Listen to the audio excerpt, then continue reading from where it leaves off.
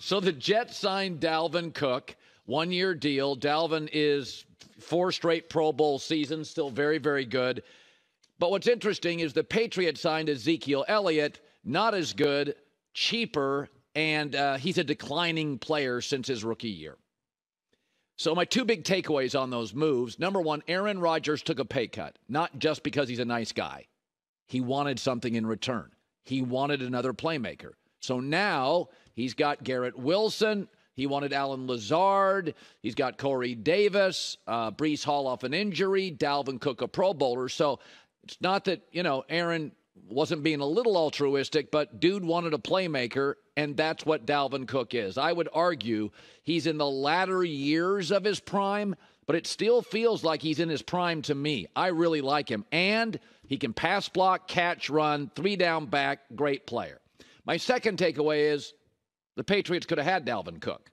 Instead, it was about value. It's always about value for Belichick. Nice stuff costs money. Remember that TV show Extreme Couponing years ago?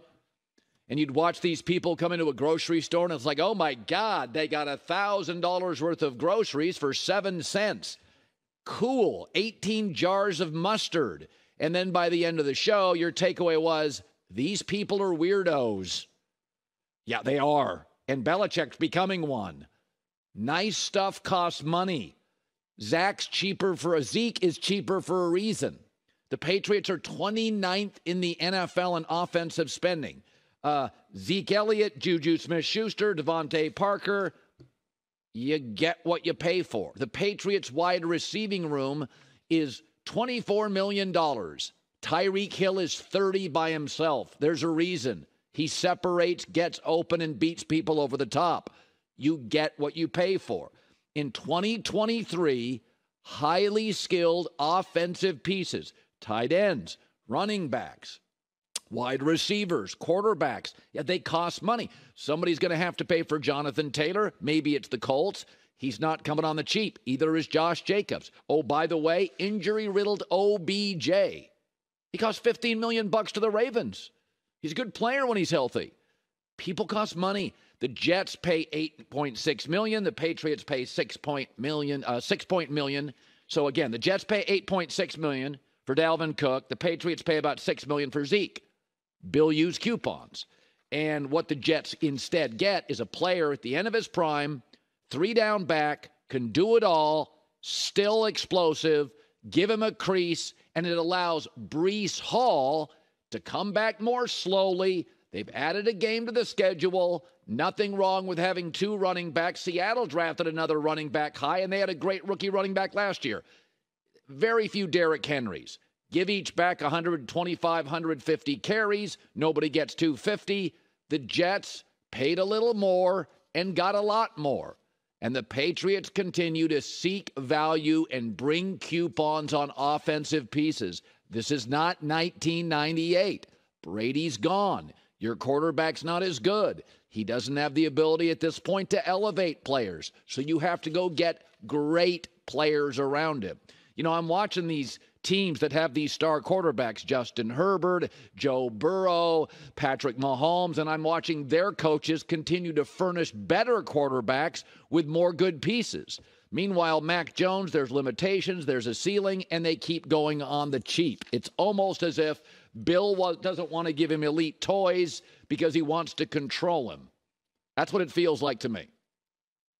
All right, saw this. Peter King in his Monday morning quarterback column, Monday morning football column, talks about Jordan Love. And Peter King says, and I believe it's correct, that Jordan Love will have a shakier first season starting for the Packers than Brett Favre did. And Brett Favre went 8-5 with an 85 quarterback rating, or Aaron Rodgers, who went 6-10 with a 93 quarterback rating. And those numbers are very deceiving, and I'll get to that in a second. So I think you should have much higher expectations for Jordan Love for 2 reasons. Number one, it's a much more quarterback-friendly league. You can't touch a quarterback. You can't grab a wide receiver. Everybody wants to go over the middle. This league in the NFL is now built for quarterbacks. Every rule now leans offense. The second thing is any quarterback drafted in the last decade, quarterback now is an industry. the tutoring, the private coaching, the video's better, the coaching smarter. There's more camps. There's more reps. Aaron Rodgers and Brett Favre did not live generationally in that space. So Brett Favre's, so when you got to be careful when you do comps here. So Brett Favre's rookie season in Green Bay was 30 years ago. Offense doesn't even look the same today. 30 years ago was so long ago, the Cowboys used to win Super Bowls then. The Oilers were a franchise.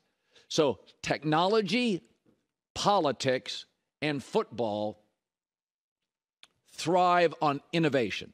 And just to give you an example, in 1992, that's Brett Favre's first year, there was one quarterback in the league, one, with a quarterback rating, a passer rating, over 100.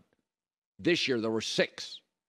In 1992, Brett Favre's first season, get a load of this, there was one quarterback with a passer rating over 90, beyond the 100 passer rating. There were 18 this year. So back this year, you had like 24 elite quarterbacks. Back then, you had like 2 or 3. So tech, football, and politics are all about fluidity, the opposite of rigidity, and they're about change. I mean, 30 years ago, we didn't have emails yet. We were all listening to CDs. And in politics, gay marriage and marijuana were not close to universal acceptance. So the world changes. But if you really go back to Aaron Rodgers' first year and Brett Favre's first year as starters, let's contextualize it. Because when Peter King puts those numbers out there, it looks like, it was choppy. Oh, it wasn't very good. But remember, it was a defensive league. You could grab wide receivers. Nobody wanted to go over the middle. You could grab and jam a quarterback into the turf, off an AstroTurf for Favre. So let's go back.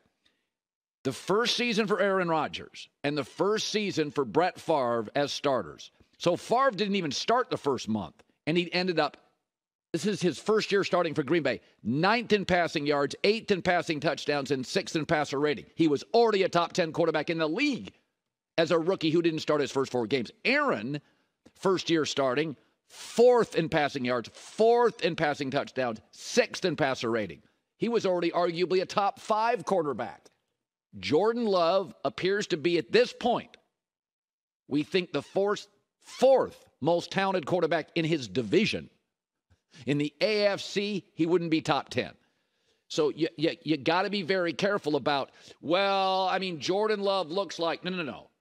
Favre and Aaron Rodgers gave you glimpses on a weekly basis of greatness. Now, they weren't as consistent. Brett, to the end, would throw bad picks. Aaron early was a little mechanical. He's gotten to be much more loose and fluid over the years. His throwing motion, much more comfortable in the pocket, of course. The problem with Jordan Love is we're getting no glimpses of greatness, 1. And number 2, Rodgers and Favre were getting aggressive coaching, and their coaches were allowing them to make mistakes. Favre and Rodgers made a lot of mistakes.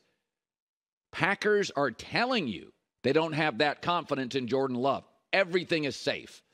Everything is babysitting. So it's a whole different world. You cannot even compare Aaron and Favre. Quarterback now, it's a really quarterback-friendly league. Like when you see Trey Lance struggle with Kyle Shanahan in today's game, Zach Wilson last year struggling in today's game, you can't struggle that much. Herbert didn't struggle with an atrocious offensive line. Burrow didn't struggle with an atrocious offensive line. Trevor Lawrence, by year 2, wins playoff games in Jacksonville. Quarterback's hard. It's not that hard. And so, my takeaway on that is we'd see something by now. We'd have glimpses of greatness, and we'd have more aggressive coaching by Green Bay. And I think it's a trust factor. They see it at practice. They don't see greatness. They don't see juice. They don't see wow. And they're protecting him, which is fine. But Justin Fields appears to be now got a little momentum. Jared Goff's been to a Super Bowl. And Kirk Cousins, say what you want about Kirk Cousins, he's Dak without the brand. He's a very B+ quarterback. Hi, everybody. Thanks for watching. Subscribe here to get the latest from the show. Also, be sure to check out more of the best clips from The Herd or go watch a few segments from other shows on FS1.